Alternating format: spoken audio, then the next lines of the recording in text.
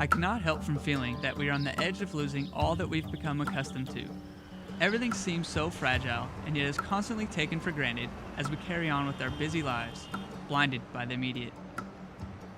As a child, I remember our waste management providers giving our family various buckets to sort paper, cardboard, tin, and aluminium, and only the special plastic with the special number stamped on it. Beside the sink is where our family's rubbish collected until there was no more counter space. Frustrated with their 4 children's lack of responsibility, my mother would take it to the overflowing buckets in the garage, where she would often forget it. Then finally, my father would get annoyed that his tools were buried and secretly, or not so secretly, would bin the waste so it never actually made our suburban curb for collection. This was our part. As I've grown older, I've become very conscious of our fragile world, but I've never thought of myself as a conservationist, a radical tree hugger, and I've definitely never chased the rogue whaling ship, as I've never been to sea.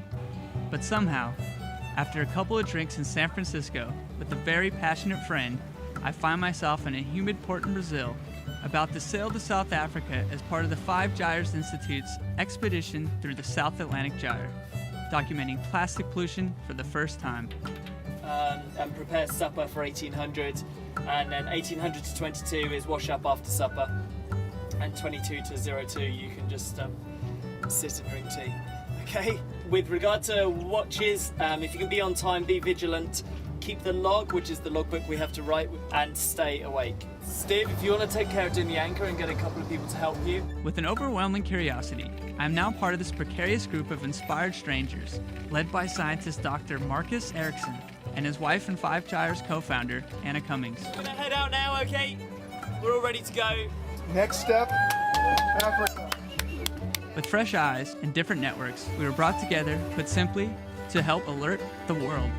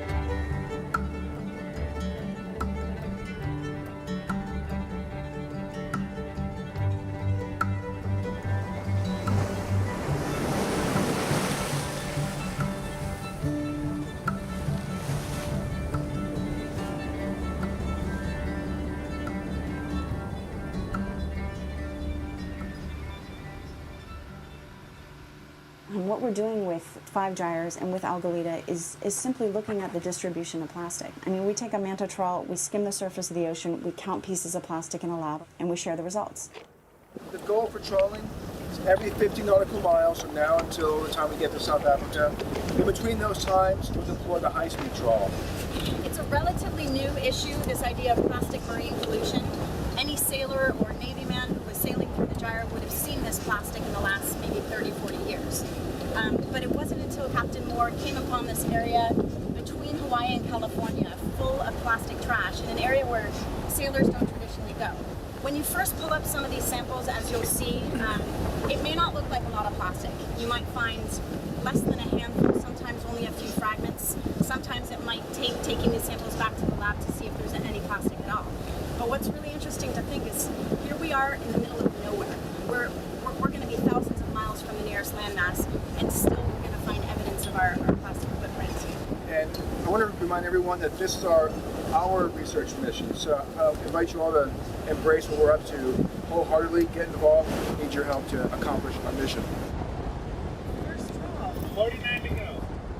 The philosophy that there is an away, that we say we throw something away, that you can create something to be used for a minute that lasts forever is evil, in my opinion.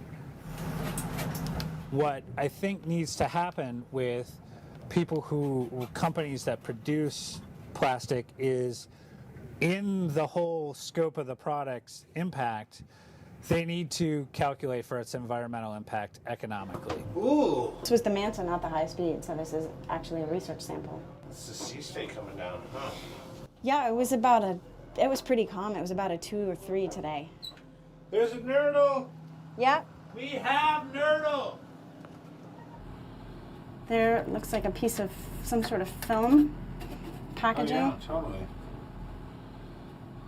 Hard to see against the spoon. Today I was introduced to a nurdle. It might as well have been a beanbag pellet, only it was a tiny piece of virgin plastic that was found hundreds of miles offshore. Given its seemingly insignificant size, how can Marcus be so dedicated? I got interested in this topic a long time ago when I was young, just in terms of trash, debris, and plastic. And then as I got into my undergraduate and I was living in a coastal community, I started reading up about marine debris in the ocean, and I stumbled across Algalita, which included Marcus Erickson and Anna Cummins, and I started reading about the issue and got super interested and applied for graduate school. Specifically, what I study is the chemical component, or the toxicity of plastic debris to organisms.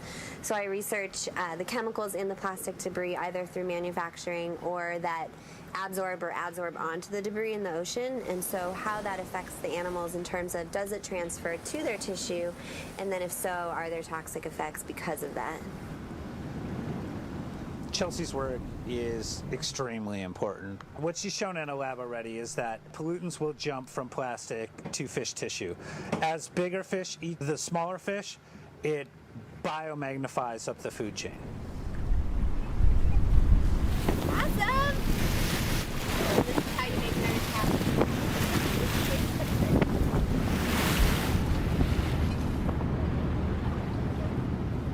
So the routine begins. Day and night, wind and waves, trawl in, trawl out. Our staggered shifts never quite set. 3 groups rotating 24 hours a day.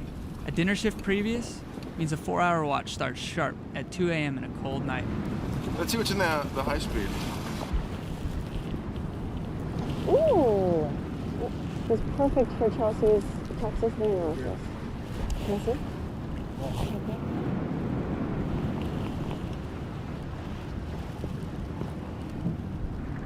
You get to the middle of the ocean and you find a spoon. Is that what that is? Whatever it is, it's been in there for a long time.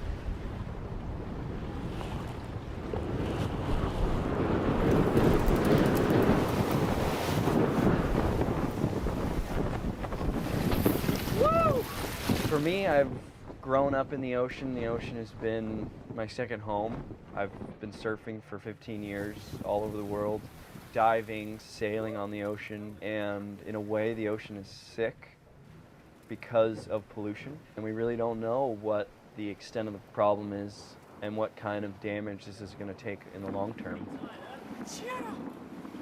It's been proven that these pollutants, PCBs, DDT, other hydrophobic pollutants, stick to plastic. It's also been shown that pollutants will desorb from the plastic into the tissues of animals. They eat it, and the pollutants pass from the plastic into their organs. They're attracted to fats, so there's a perfect synergy for the pollutants to pass from the plastic into the organs of the animals. And Chelsea's now working on the next step, which is when fish in the open ocean eat plastic, do those pollutants desorb into their tissues? Beautiful. Yeah! It's a big fat sushi. I did a really controlled study in the lab of dietary exposure of plastic. So I fed them plastic that had been in the ocean for 3 months and then plastic just straight from the factory. And we found that they did actually eat the plastic. We looked for toxic effects, so we found some interesting stuff with them where they were losing weight. Some of them looked like it appeared to be anemic. We found some single-cell necrosis in their liver and different problems with their thyroids, and so still working on a lot of that data. But the persistent organic pollutants that we look for in plastics that we're talking about, they definitely have what we call endocrine disrupting effects, which are problems with reproduction. So your endocrine system is what controls all the hormones in your body. And so some of these persistent organic pollutants basically mimic our natural hormones and then disrupt our normal reproductive system. I maybe thought that we use too much stuff because I was geared towards thinking about consumerism, but the idea of plastic never crossed my mind. I used plastic bags at the market. I used disposable coffee cups. It didn't cross my consciousness. Well, I started years ago as a kid sailing dinghies and always had an interest in the sea and ships and boats, and just seeing larger chunks sailing and occasionally come across a patch of trash and shit, that's not very good, but you don't realise all the little bits and they're breaking down that it's there like on the whole. So I got interested in this issue because I read about Captain Charles Moore and his research that he had been doing in the North Pacific garbage patch. Now, he compared his findings to zooplankton, and his information came back that he had 6-to-1 ratio of plastic to zooplankton. Now, I don't know what the negative effects of that is, but I know that it isn't right.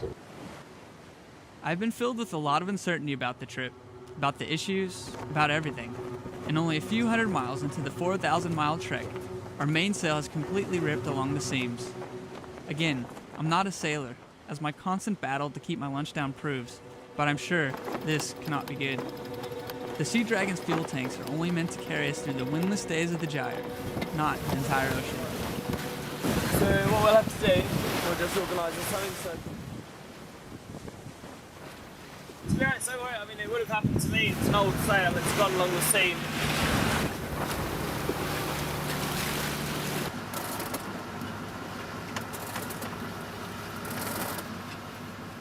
This is my second cruise. First one I went to the North Pacific. And the North Pacific is famous for this garbage patch, or this big island of trash floating in the middle of the ocean. What I found when I came back is that people were wondering what was this island like. In 2008, I had a chance with Captain Moore and Marcus. We had been dating for about 6 months at that point, so decided a month at sea was a great way to test our relationship. But we crossed the North Pacific Gyre from Hawaii back to Los Angeles, and I still expected to see an island of garbage the size of Texas. So this was a real eye-opener for me, seeing that the issue is really difficult to see. So that inspired Marcus and I to start the Five Gyres Institute, with a goal of expanding that research on plastic in the North Pacific, which people are starting to know about, to all 5 oceans.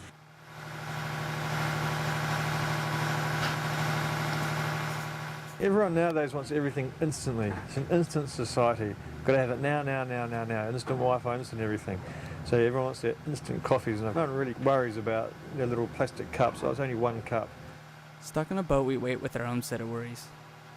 Either we kill time sewing countless stitches, or we sit behind a computer just like at home. With our expedition slowed with sail repairs, we distract our busy minds with familiar old habits. All right, hauling in number 10. The life cycle of a piece of plastic, it starts off with these nurdles, or these virgin plastic pellets, and they mold it into, say, a plastic bottle. And then let's say the plastic bottle gets out to sea. So plastics don't biodegrade, they photodegrade, which means the light breaks them down into smaller and smaller pieces. So once it gets out into the middle of the ocean and it's floating around with the sunlight breaks it down into smaller and smaller bits. As soon as it comes out of the river mouth or the sewage outfall pipe or whatever and goes into the ocean, it's plastic in the ocean. The gyres simply are just machines driven by weather that create a circle that collects it. Gyres are natural phenomenons. And beyond 200 miles of most countries is international water, no man's land. I'm part of a society that does not take responsibility for its own waste. Look at that. Wow, that's a lot. That looks like a nurdle, and that's a nurdle right there. I mean, they're getting more dense. Much more colorful. Mostly white, like we usually see, but Some blues and reds. blue, red. Something about the colours of plastics, like this theory, or I don't know if it's proven. Yeah, well, certain animals can be attracted to other colors. When you look at the stomach contents of the Lysan albatross, you'll find overwhelmingly more white plastic. And it may be because they're drawn to that color because it's a food source, or it mimics a food source, or because they're foragers. They're looking for food from the surface, and what they might spot first is white. It stands out against the color of the ocean. And anything with fish, any correlation? I don't know if there's been enough research yet on ingestion. Based on the ones that Charlie looked at in the North Pacific, they were mostly white. It's like a food source, and it may be more visible at night, or it may just be, it looks like a fish egg or like zooplankton. All right, process it.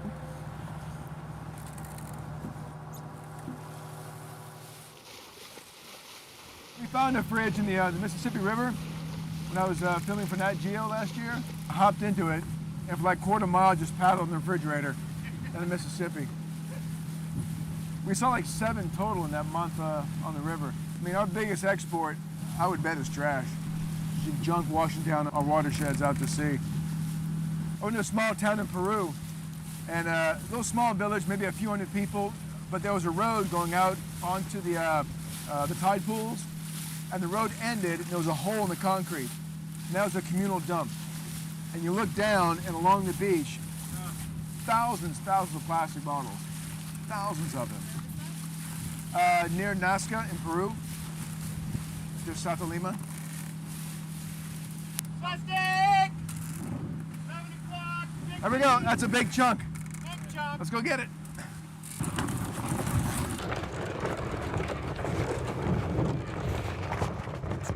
Joe, do you still see it? It's a plastic bottle too.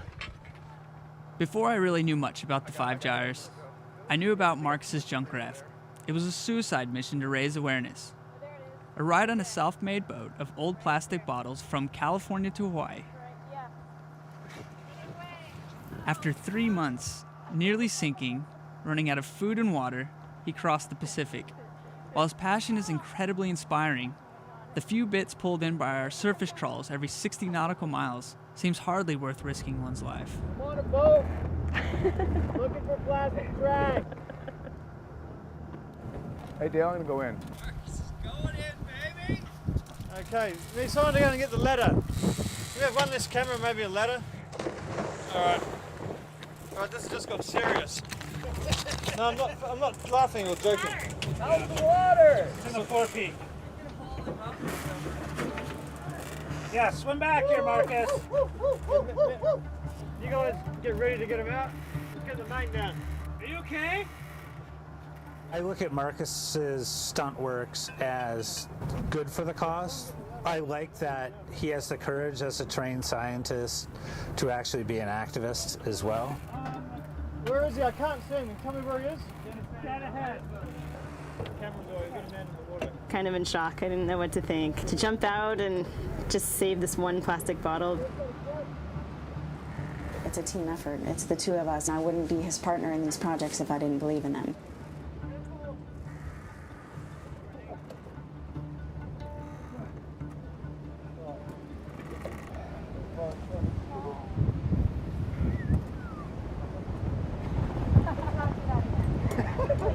Holy shit! Oh, cool! I saw the reality of being in the water, how difficult it is to get somebody out, and just be really careful. Even when it happens again, we do just everyone be quiet, and just one person talking, i.e. me or Clive.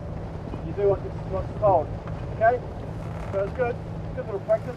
When your focus becomes that, exactly, just trying to educate people about this garbage that's in the middle of the ocean, and yeah, it's just one piece, and maybe one piece doesn't make a big difference, but it's just the idea of it all. To bring as much of it in as we can.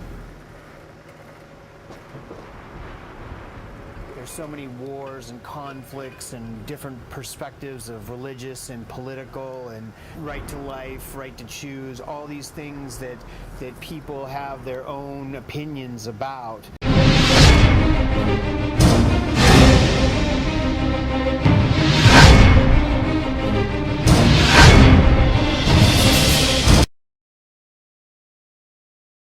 But water connects us all. People should stop and think a little bit more about things and not be so hypocritical, because I've been talking to people who are at Starbucks talking about plastic trash, and I can just imagine them with their one-use spoon, plastic spoon, and their plastic cup in their hand as they're talking to me about this problem. So I think there's a lot of speculation and a lot of people jumping on the bandwagon.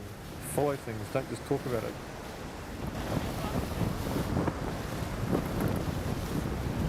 Okay, so give it a push again, guys.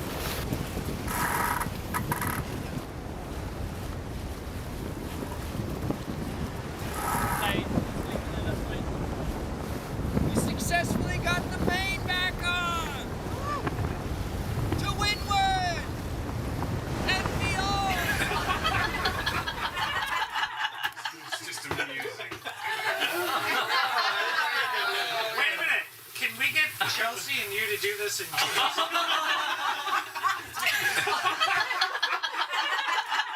It's just amusing. I really want to see you guys work together on a little show. The one hand amazing, one hand clip lady, and chocolate coconut. Wow. Chocolate coconut. Cheers. Cheers. Cheers. Cheers. Cheers. Cheers. Oh, it's called pie. Cheers. Cheers. What is it? Cheers. Cheers. To week one. Success. 3 to go.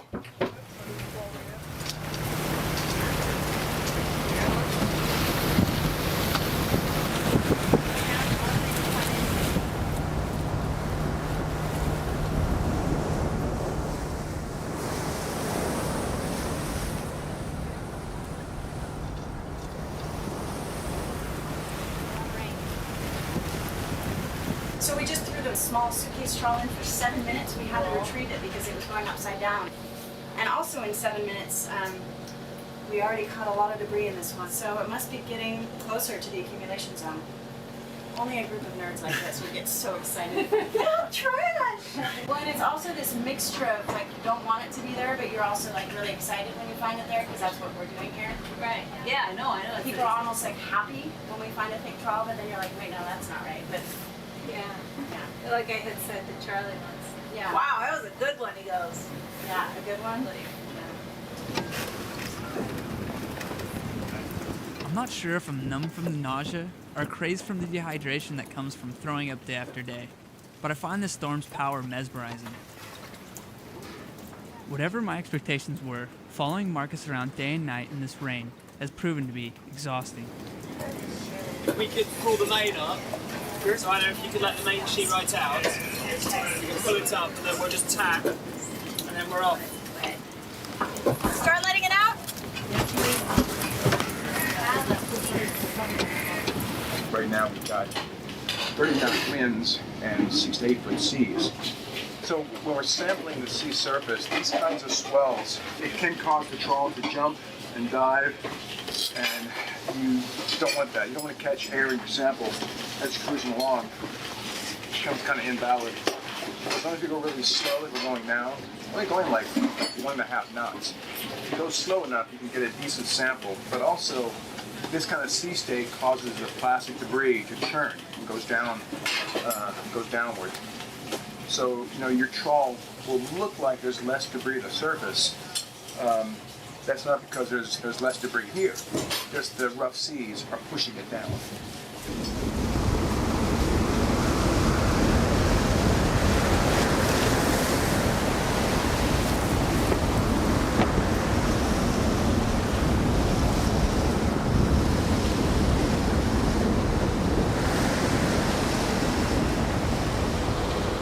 Like other gyres, there are sort of there's a west and east areas of concentration. All these dots here, that's where we've been so far. We're going to end up hitting all these. 31 years ago, off the coast of Cape Town, they did 9 trawls. They went out about 1,000 miles and came back.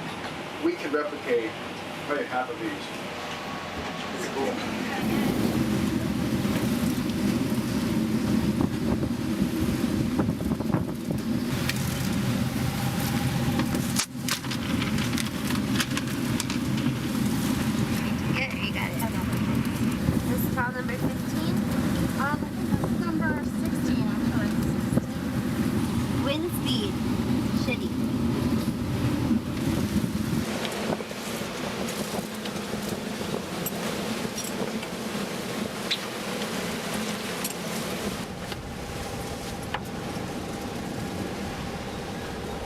This is nuts. This is nuts? This is nuts. I know, I'm surprised Dale's letting you do this. This is nuts that we're trawling in this. This is like I don't trawling in want the to lose hurricane. a data Marcus point. is a wild man. Don't lose a. What? Don't want to lose a data point. I mean, we had a 600-mile gap in the North Atlantic. That's because we went through a hurricane. Yeah, we should have kept trolling. I really have to do that study and normalize for sea state. That'd be really This cool. will be so skewed.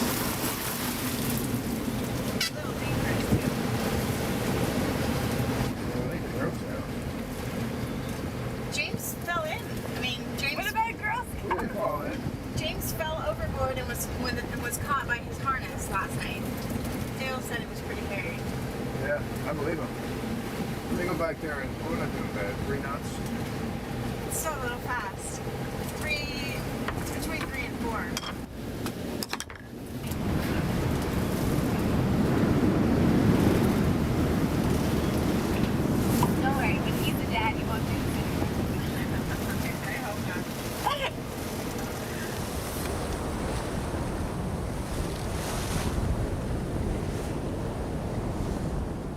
with waves crashing and the storm pounding us relentlessly.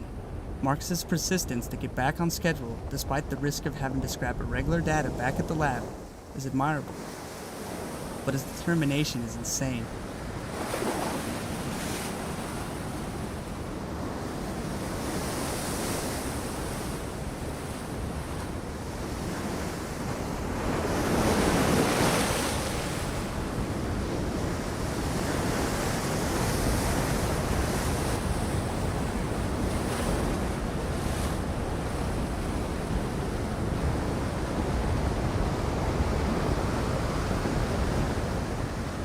I got it.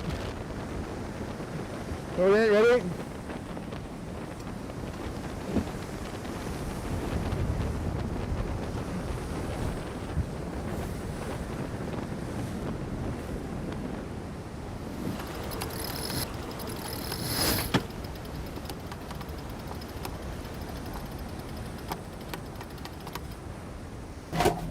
I wonder what it'd be like if it were still out there. 1, 2, 3, 4, 5, 6, 7, 8. At least 8 visible pieces. 9. What's Is that interesting a nurdle? I don't know. Might be. Yeah. With this sea state, when we're not getting the small stuff, the big fragments are showing up. Yeah. Like they're super buoyant. So even though we've got like 40 knot winds, these are staying on the surface. But I mean, all the small stuff is probably churning down deep. It's really easy when the weather is like this to forget why we're here. So even though it seems slightly insane that Marcus wants to continue sampling even in these conditions, every single trawl has had plastic. We're going to have a nice, even transect, and he's already... It is. Ah! Oh, heads up. Computers away.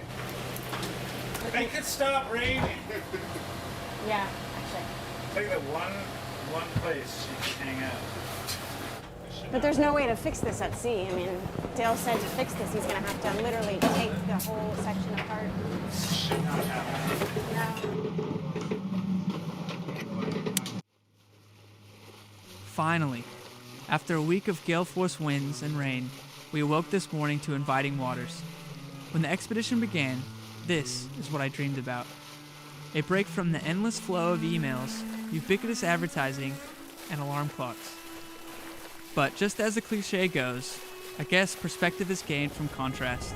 The storm's violence has left a long stream of repair tape on a crucial rigging line, putting our restitched mainsail and Jody in peril.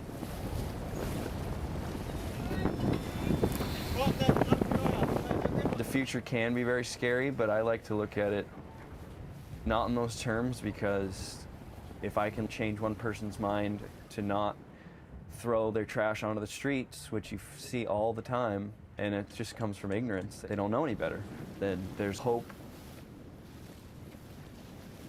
Now, there are third world countries that have no idea that this plastic doesn't absorb into the ground. Everything that they've ever used, like banana leaves, were used for packaging to wrap things up, and of course if they threw it on the ground it would just go back into the earth. They don't have a clue that this stuff is going to be around for 400 to 1,000 years. All of the bioplastic, PLA, polylactic acid stuff that's in the marketplace right now only biodegrades under the right conditions in landfills. It does not biodegrade in the ocean. We need a new chemical formula to make truly biodegradable products.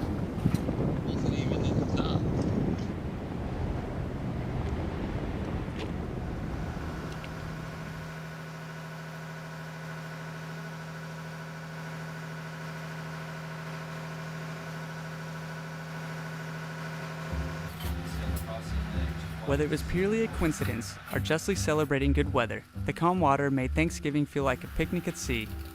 3 weeks into the voyage, I imagined plain pastas and rice, but Dale's stocked rations and Stiv's elaborate meal so far along in the expedition has proven thoroughly impressive. It does look suspiciously like there's a fingerprint right here. I don't know. With my stomach graciously back at ease, miles away from extravagant Turkey Day parades, there has been only one thing on my mind, and it's definitely not rerun holiday programming or a football game.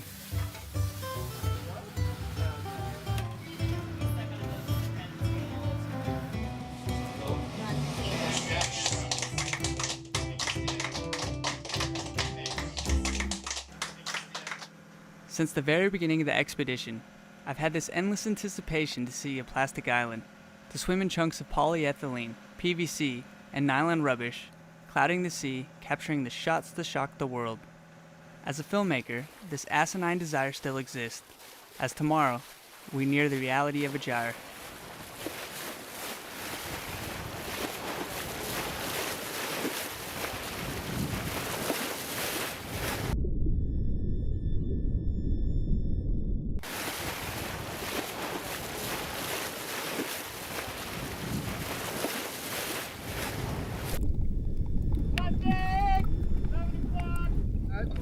Yards out. I'm gonna go bow and just see what I can. Yep, here it is, here it is, here it is. It's off the spinnaker pole about 20 feet. Yep, right here. It's right under Off the our beam about 5 meters. Can we just drop the staysail and make it a lot easier to maneuver? It's All right. just a really quick job. Let's get the halyard on the wing. There's a line right here. Yeah, He's way out there.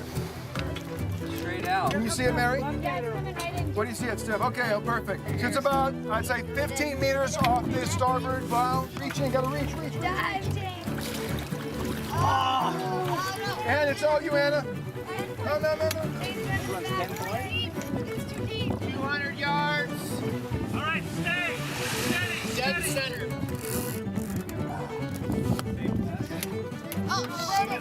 Look. Do I still need 10 points? I don't think the best use of our time is to come out into the middle of an oceanic gyre and clean it up. I think the best use of our time is to stop letting it out into the ocean. Yeah, I see something big out there. After World War II, when we started making all of these single-use plastics, nobody was thinking about the environmental nightmare that might come out of it. They were thinking more about the convenience and sanitation and health. Think about all of the medical equipment that is made out of plastic. So I think now, we need to take a step back. All right. This is crazy, right? Yeah. Little fish guy.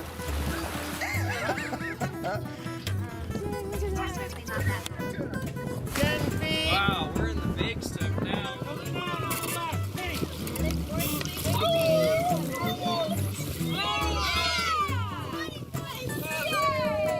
While we make light of these old decaying chunks, in actuality, I think we all find it startling that every single trawl from the last 2,000 miles has contained bits of plastic confetti, born from these chunks.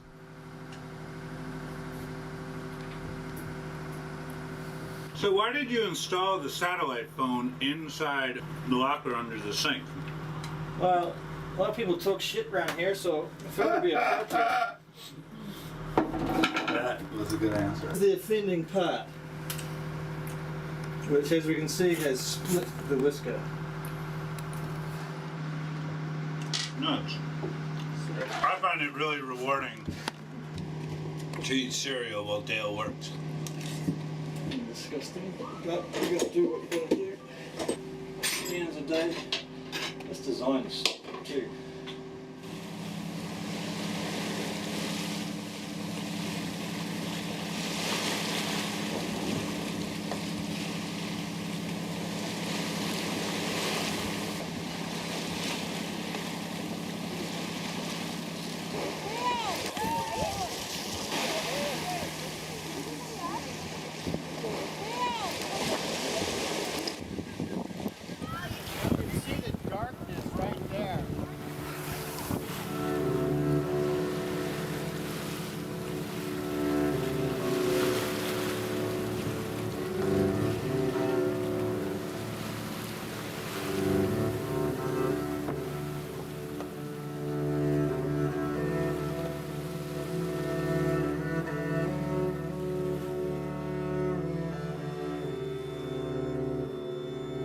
As we leave the gyre, the sea has begun to change. The color of the water less brilliant blue, more silver gray, as the clouds cross the sun and the waves crest increasingly rise. Today, a different kind of trawl skimmed the surface with us. Unlike Marx's metallic hydrofoil with the dragon tail of a micro mesh, this massive sieve breathes air and watches us with a deeply curious eye. Its meal, the same as our sample, day after day.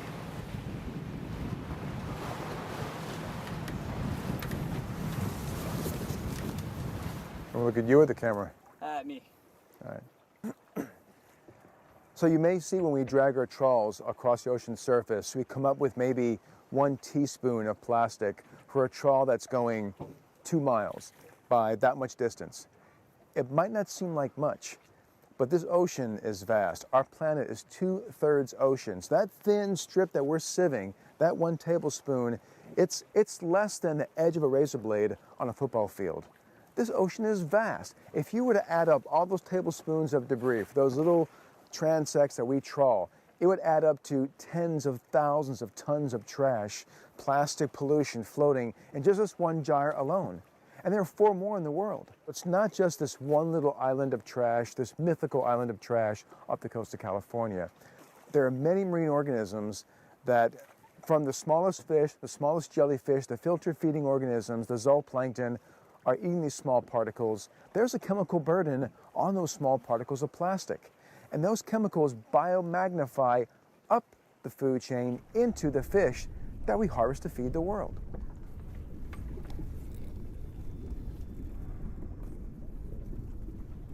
We're getting quite fast, we're going in the right direction, we're doing about 8 knots. We've done the last of Marcus's trawls, and now it's like the repetition of the trawls from 1980, yeah? So we're going to the points on the chart that the guy did before, which pretty much takes us from here straight on in.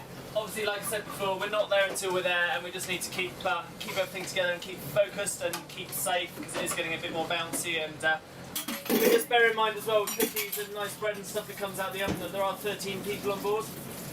So some people have commented that they went to bed smelling lovely cookies, looking forward to them, or woke up and there was none left. It is a team, and you know. Sorry. I'll own that one. Maybe we just lock Marcus in the floor. There's one thing I'd like to really point out, that the most dangerous part of a voyage is the leaving and arriving. When we're leaving, we had the fishing boat we went to sit. There's lots of ships and stuff. Now it's the backwards way. There's going to be ships coming out. There'll be a lot more traffic coming around the Cape. There might be fishing boats, and we're going to be tired and wanting to get in, but it's the most dangerous part of the voyage. So you can really, if you're on watch, looking at stuff. Especially now, we had a ship that's close to us just now, so you've really got to be on watch, everybody. Yeah, they won't all pop up on here. There'll be local fishing boats and stuff that won't pop up. So the closer we get, the more dangerous it's going to get. Keep awake from the weird. I'm reading the book Adrift, and in it he describes the life of a sailor, where when you're out at sea you can't wait to get to port, and when you get to port you can't wait to get back out to sea. And I think it's the same for me. What I like most about it is the camaraderie and the community that you form at sea. And I'm sort of convinced that somewhere contained in that sort of community is the solution to problems like global garbage in an ocean. With this bizarre taste of sea life nearly over, I think of our great plastic hunt in the gyre. As frivolous as the hunt may have seemed, I cannot help but think of the responsibility we all share. Whether a wealthy executive or a struggling farmer, our goals become aligned when we have children. Will the research from our last trawl be enough to tell a story that changes their future? Where I live, we clean the beach all the time. A week later, back again. What are you going to do? Just keep cleaning it. You can't clean it out the ocean. For me, it's all about thinking of ourselves as caretakers of the environment rather than destroying it. And it's shocking to me how few people actually think of it that way. There's many environmental issues right now that are hurting our marine life and hurting our ecosystems, and we can't even point at one environmental issue and say it's the worst, but I think we can try and ameliorate some or all of them to a certain extent. If there really were an island, we could conceivably go and get it. But having seen what I've seen in 4 oceans, I really don't think cleanup is an option. I think the best we can do is damage control and preventing it from getting worse. Once you get your liquid beverage, I was invited on the Sea Dragon to help spread the word with my plastic rep camera to a plasticized world. But what do I say? We saw no immediate consequence. We saw bits, lots and lots of bits. How does one fathom the significance? Does it take one species after another to fall like dominoes to incite change? And here's to getting to Cape Town safely and soundly very shortly. Hopefully before it's not Mary's birthday. For my own part, now that the voyage is finished, I know I still will enjoy takeaway coffees, straws with milkshakes, and with my only choice plastic, I certainly will continue to brush my teeth every day. But after 31 days at sea, consumed by plastic pollution, I do wonder if I'll become that eccentric guy at a cafe, flipping out over a plastic lid. I guess that's what we'll find out when reality hits. Who's on your watch?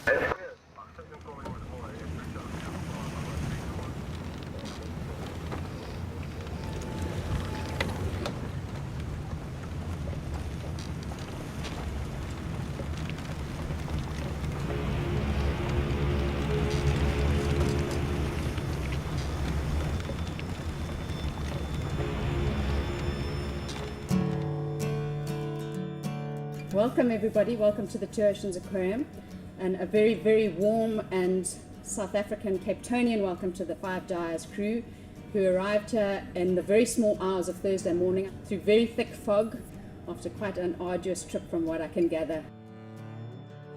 So this journey that we just completed, 4,000 miles plus, was the first of its kind studying plastic pollution in this area. It's only been fairly recently that people have known about this issue, but we're now finding that plastic pollution can be found on virtually every ocean and every coastline in the world. We drop this trawl in the water, skim the ocean surface for 1 mile, then another 60 miles, then trawl again. Every single one was full of this plastic confetti. This is the remains of a Laysan albatross. These birds feed their young by regurgitating what they've collected around the world. Plastic bottles, bottle caps, lighters. This is a common snapping turtle that became entrapped in a small plastic ring when she was a baby. These are pre-production plastic pellets. Over time, they're absorbing all these other chemicals that are washing down our watersheds. Things like oil drops from cars, pesticides, PCBs wash into the sea and they stick to plastic particles like a sponge. If we know that fish are ingesting plastics and other marine life are ingesting plastics, as has been reported in the scientific literature, how does it affect them, right? How does it affect their reproduction? Does it cause death? Do they just pass it out without any chemicals? And what we're seeing is that these chemicals do transfer, so how is this affecting their life? What we're trying to show the world is that this is a global problem. Plastic is washing into our seas from every continent in the world, and it will take international cooperation implemented at a local level to solve this issue. You have that personal question you have to ask yourself, because now you can't claim ignorance. Do you do something about it, or do you walk away? The material is tortured into existence in the laboratory using gas, coal, or petroleum as its source. The polymers are strung together through a catalyzing process. Additives are thrown in to tweak the material to its optimum purpose. Finally, we have a material that is strong, durable, flexible, lightweight, and can be shaped to every desire. Colors and varieties mixed together, swept along by the tides of life. It is both good and bad, evil and pure. We project our ignorance and indifference onto the broken, banished goods, putting them out of sight, under the highway, out of the light. We return to our trodden lives of 9-to-5 survival, with nothing more than a handful of plastic bits. Conscious of the bleakness, the skepticism, and the impossible task of changing our habits, we will only relent to ourselves.